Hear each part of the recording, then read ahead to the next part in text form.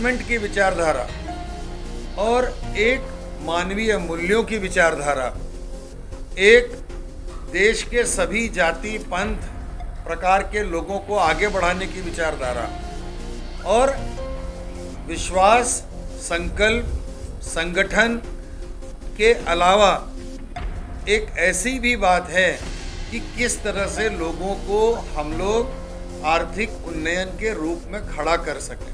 नहीं, एक सुना होगा कि नरेंद्र मोदी है तो गारंटी है, तो इसलिए इस विचारधारा को आगे बढ़ाने के लिए हम लोग निकले हैं। अब इसमें क्या है कि जो मार्च में पिछली बार हम लोगों ने देखा कि 33,000 करोड़ और उससे ज़्यादा की राशि जो जनता के लिए माननीय नरेंद्र भाई जी ने दी थी विकास के लिए, वो वापस हो गई। नरेंद्र भाई जी की जो योजनाएं हैं वो 150 से ज़्यादा योजनाएं भारतीय नागरिकों के लिए हैं।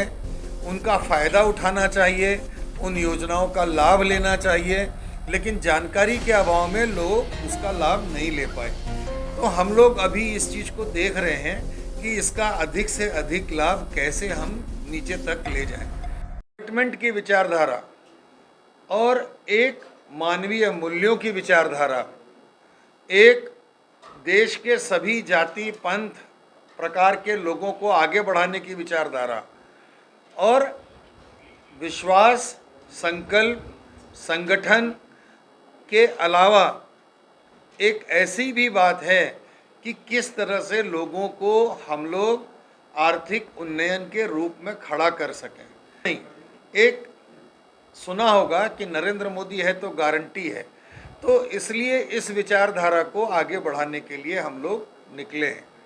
अब इसमें क्या है कि जो मार्च में पिछली बार हम लोगों ने देखा कि 33,000 करोड़ और उससे ज़्यादा की राशि जो जनता के लिए माननीय नरेंद्र भाई जी ने दी थी विकास के लिए, वो वापस हो गई। नरेंद्र भाई जी की जो योजनाएं हैं वो 150 से ज़्यादा योजनाएं भारतीय नागरिकों के लिए हैं। उनका फ़ायदा उठाना चाहिए, उन योजनाओं का लाभ लेना चाहिए, लेकिन जानकारी के अभाव में लोग उसका लाभ नहीं ले पाए।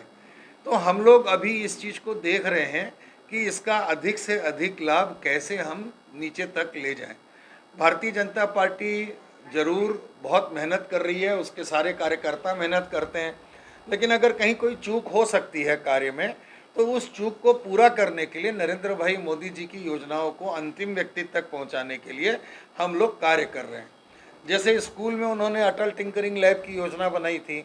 अटल टिंकरिंग लैब जो है वो देश में 10,000 इंस्टॉल की गई। अभी वर्तमान में उन्होंने कहा कि 50,000 हम अटल टिंकरिंग लैब बनाएंगे।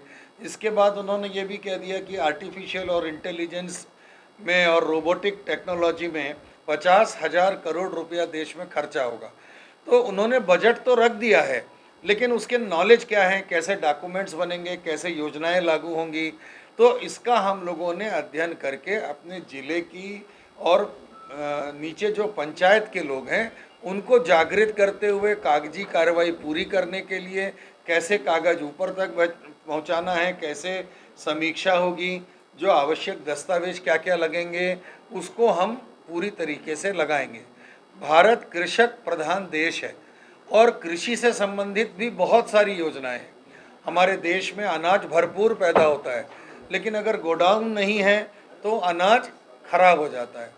तो हम लोगों ने ये भी देखा कि नरेंद्र भाई जी ने गोडाउन, कोल्ड स्टोरेज बनाने की योजना है। जल संरक्षण के लिए डबरी और तालाब बनाने की योजना है, जिससे कि जल ऊपर आ जाए। वायु के लिए पेड़ लगाना, पर्यावरण की योजनाएं हैं और बहुत सारी ऐसी योजनाएं हैं जिसके माध्यम से हम लोगों को देश को आगे और प्रथम पंक्ति पे लाके खड़ा करना है। अब वर्तमान में हम देखें तो देश में वायु शुद्ध नहीं है, पीने का पानी शुद्ध नहीं है, मिट्टी शुद्ध नहीं है, तो इससे कहीं ना कहीं हम लोगों के स्वास्थ्य में भी परेशानी होती है। आयुष्मान योजना जो है उसमें भी अधिक से अधिक लोगों को जोड़ने का प्रयास करना है। 5 लाख रुपए का इलाज मुफ्त है। नरेंद्र भाई जी ने ये पहली बार ये सरकार ने घोषणा की है कि अगर किसी को अपने को उद्यम खड़ा करने के लिए आवश्यकता है तो वो एमएसएमई के माध्यम से 1 लाख से लेके 100 करोड़ तक का भी अगर लोन लेता है या उसको अनुदान मिलता है तो उसकी गारंटी स्वयं नरेंद्र भाई मोदी जी ले रहे हैं। तो इस प्रकार एमएसएमई में तो 200 से 500 करोड़ तक का अनुदान और लोन की योजना है। इससे क्या होगा कि अगर आपने इंडस्ट्री डाली है तो इंडस्ट्री में रोजगार भी खड़ा होगा, लोग भी आएंगे।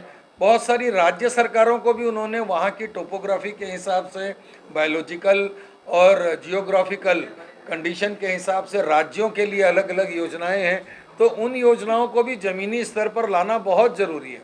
और उनको लाने के बाद इसी प्रकार सोलर की योजना है कि हर व्यक्ति के घर के छत के ऊपर अगर अपने सोलर का प्लेट लग जाता है तो उसको फ़ायदा भी होगा और 2 साल के बाद वो अपनी स्वयं की बिजली बनाएगा। यदि उसकी बिजली ज़्यादा हो रही है तो वो मेन ग्रिड में दे देगा, तो मेन ग्रिड में अगर वो बिजली दे देता है तो उसको भी पैसा मिलेगा। तो इस प्रकार से बहुत सारी योजना, इलेक्ट्रिकल व्हीकल आपने देखा होगा आ रहा है। तो इलेक्ट्रिकल व्हीकल के लिए हमको ऐसा लगेगा कि 1 साल बाद पूरे देश में इलेक्ट्रिकल व्हीकल छा जाएंगे। तो इलेक्ट्रिकल व्हीकल भी अगर आता है तो उसके लिए मिस्त्री की आवश्यकता पड़ेगी। तो उसके लिए भी गवर्नमेंट की यह योजना है कि मिस्त्रियों को ट्रेनिंग देना, उनके पास उनके रोजगार लगाना, ट्रेनिंग के बाद उनके लिए मतलब मैकेनिकल जो शॉप होती है उसको हम बना के देंगे इन सब चीज़ों के लिए। अब इलेक्ट्रिकल गाड़ी आएंगी तो इलेक्ट्रिकल चार्जर स्टेशन बनाना होगा, तो चार्जर स्टेशन के लिए भी उन्होंने योजना बनाई है। तो इस प्रकार बहुत सारी योजनाएं जो हैं वो आ रही हैं। अभी ईवी का हो गया, इलेक्ट्रिकल का हो गया, इसके अलावा सोलर एनर्जी का हो गया, और अभी हमारे देश में बहुत सारी खदानें भी निकल रही हैं। तो खदानों का भी काम हो रहा है। कोल के एक समय ऐसा लग रहा था कि हमारे देश में कोल नहीं है, लेकिन अब कोल भी बहुत आ गया। तो कोल माइंस जितनी खाली हो रही हैं, क्या उनको हम जल से भर सकते हैं क्या? तो इस तरह की बहुत सारी योजनाएं करके अगर खाली हैं तो उसमें मछली पालन भी किया जा सकता है। आपकी जानकारी के लिए, अगर कोई मछली पालन तालाब खोदता है तो 7 लाख की सब्सिडी तो उसको तालाब खोदने के लिए मिल रही है। और तालाब खोदने से क्या होगा, जल भरेगा, जल का पर्कुलेशन होगा, ज़मीन में जाएगा तो वाटर टेबल ऊपर आएगा। मछली पालन भी हो सकता है, गौ पालन भी हो सकता है। आज के स्थिति में हमारी गौ माता सड़क पर आ जाती हैं बारिश के पहले और उनका एक्सीडेंट होता है। तो गाय को हम आवारा पशु कह रहे हैं, हम घुमंतु पशु कह रहे हैं, निराश्रित पशु कह रहे हैं।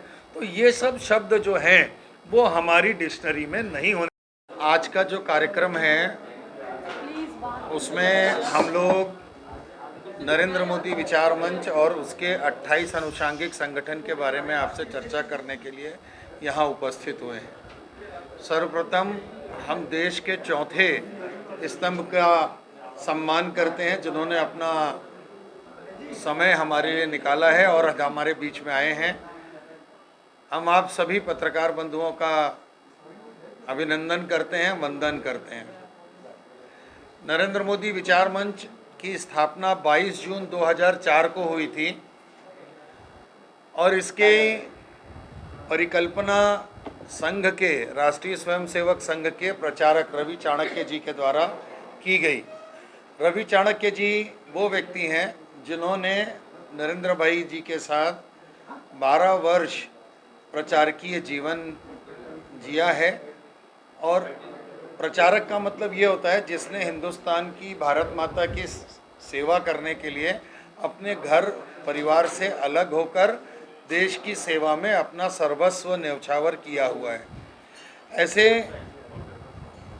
लोगों की परिकल्पना ये थी कि जब नरेंद्र भाई जी ने गुजरात की कमान संभाली थी, ऐसे समय में नरेंद्र भाई जी का विरोध हुआ और किस कारण से विरोध हुआ ये किसी को नहीं मालूम, लेकिन ज़बरदस्ती विरोध किया गया। और नरेंद्र भाई एक प्रचारक भी रहे और अच्छे एडमिनिस्ट्रेटर भी रहे, भारतीय जनता पार्टी के बहुत सारे पदों पर भी रहे और महासचिव भी रहे और भारतीय जनता पार्टी को 2 सीटों से ऊपर उठाने में उनकी बहुत बड़ी भूमिका भी रही।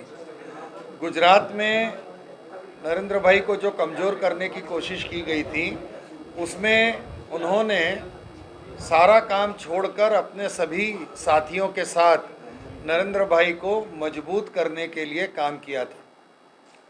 और ये प्रक्रिया धीरे धीरे पूरे देश में आगे बढ़ी और इसमें एक के बाद एक लोग जुड़ते गए, हम लोग भी जुड़े।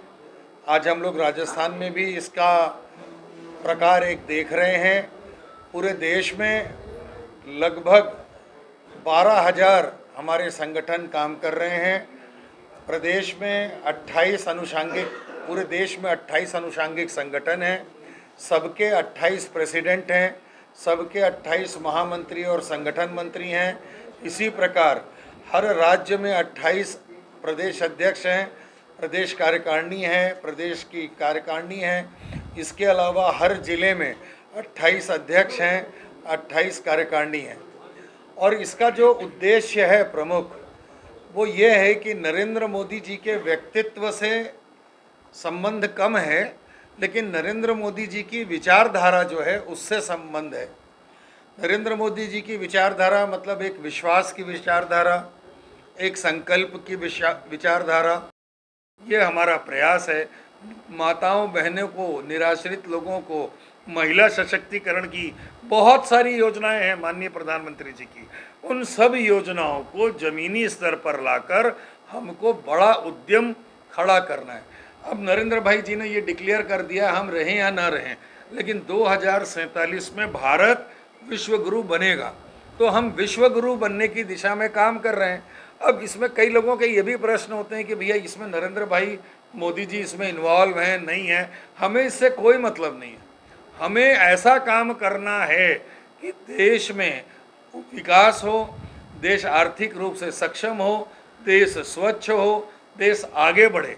अब ये बहुत हंसी का पात्र है कि अगर हम महिलाओं के लिए आज़ादी के बाद अभी शौचालय का निर्माण कर रहे हैं, तो ये बहुत छोटी सी चीज़ है। हमारे यहाँ माताएं बहनों को तकलीफ़ होती थी, तो एक प्रधानमंत्री इतना नीचे उतर के भी सोच रहा है। इस भावना को हम देश के सभी भागों में फैला रहे हैं, बना रहे हैं, विचार कर रहे हैं और ले जाने की कोशिश कर रहे हैं।